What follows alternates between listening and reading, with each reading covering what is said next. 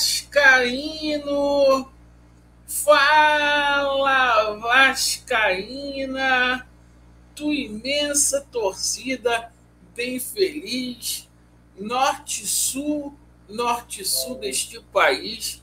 Com certeza você está contente. Ontem o Vasco da Gama atropelou o Botafogo, essa é a verdade. Entrou no G4, acabou com aquele jejum sem vencer clássicos. A gente vai falar muito aqui sobre essa partida. E o seguinte, hein? A gente vai falar aqui sobre a situação aí de contratações, porque é folia para a gente.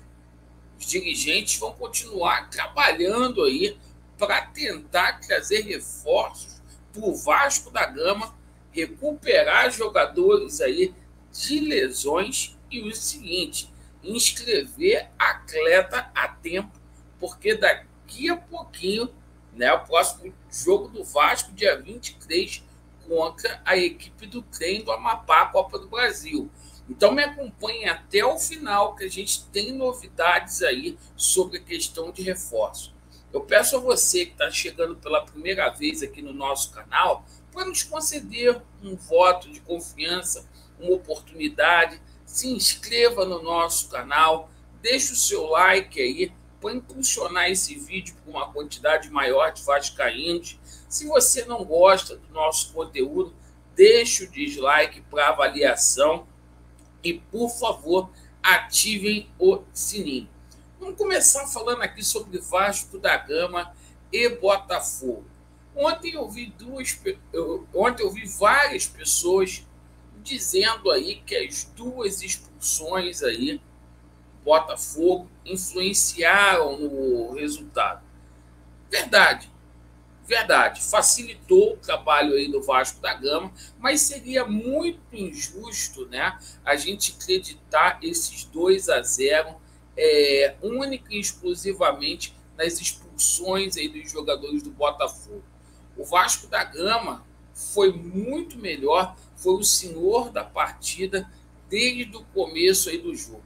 O Vasco foi insinuante desde o início, soube provocar aí o cartão vermelho aí do jogador Adrielson por próprios méritos, sem a ajuda da arbitragem, e assim como foi na partida contra o Fluminense, o Vasco teve personalidade e criou muito. Não fosse ontem o goleiro do Botafogo, o Vasco tinha dado uma goleada histórica. O Vasco, que é o time que mais finaliza nesse campeonato, certo? O Vasco tem uma média de 18 chutes a gol. E é o seguinte, embora o Vasco tivesse ontem tantos desfalques aí na partida, a garotada da base aí, o Rodrigo, o Barros, deu conta do recado, o Alex Teixeira voltando a jogar aquele futebol, nossos dois laterais, o Vasco não tem dois laterais desse naipe há muito tempo, e apesar do Pedro Raul ter dado aquele vacilo ali no primeiro tempo, né? Pô, vamos dizer a verdade aqui, perdeu um gol feito, mas se recuperou, fez o golzinho dele. Mas o seguinte, tá? A gente também destaca aqui o nosso zagueiraço, jogador de seleção brasileira, que é o Léo Pelé, que está jogando com terra. Agora, o próximo jogo do Vasco, o Vasco vai tranquilo aí para a Copa do Brasil, porque agora o Vasco quebra aquele jejum de 9 clássicos sem vencer. E o seguinte, cara, agora o Vasco da Gama está no G4 ali e não vai sair mais. O próximo jogo do Vasco da Gama é contra o trem do Amapá no dia 23 de fevereiro. E é o seguinte, a gente vai ter reforços aí para esse jogo aí. Situação do Léo Jardim e do Ivan, eles vão voltar aí normalmente, né? Não vai ter problema nenhum. O Vasco corre contra o tempo aí para poder recuperar o Jair, que é titular absoluto da equipe. O Figueiredo tem uma preponderância de voltar para essa partida, e a situação aí do Marlon Gomes, né? Ele teve um estiramento aí, está fazendo um trabalho intensivo para poder voltar o mais rápido possível. sobre a situação aí de reforços que serão anunciados, tá? Hoje a gente pode ter duas novidades aí. A situação de Manu Capasso, tá? O jogador já está acertado, a qualquer hora pode ser anunciado aí pelo Vasco da Gama. Laureano, o jogador vai ter condições, ainda é prematuro dizer por conta aí da situação do feriado aí de carnaval. Não sei se vai dar tempo do Vasco registrá-lo a tempo para o jogo da Copa do Brasil. Mas caso o Vasco não consiga, o Manu Capasso fica guardado aí para o dia 27 de fevereiro para o jogo contra o Boa Vista. Bom, sobre a situação aí, ainda envolvendo reforços, né? A gente fala aqui de Lelê. O Vasco está muito próximo aí de anunciar o Lelê como atacante aí para o restante da temporada. O Vasco está chegando a um denominador comum aí com o Itaboraí com relação às parcelas. O Vasco vai pagar R$500 mil aí para poder contar com o Lelê, que vai fazer sombra ao Pedro Raul. A gente segue aqui falando sobre a situação de zagueiro, porque o Vasco da Gama, embora tenha dois grandes zagueiros, que é o Capasso e também o Pelé, o Vasco vai contratar mais um. O Vasco está intensificando aí as investidas pelo jogador Nathan Silva do Galo, certo? E o Vasco negocia também com o Sérgio Barreto do Independente.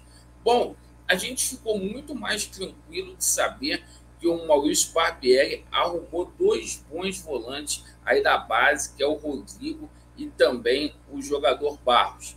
Mas a tendência é que o Vasco contrate mais um jogador.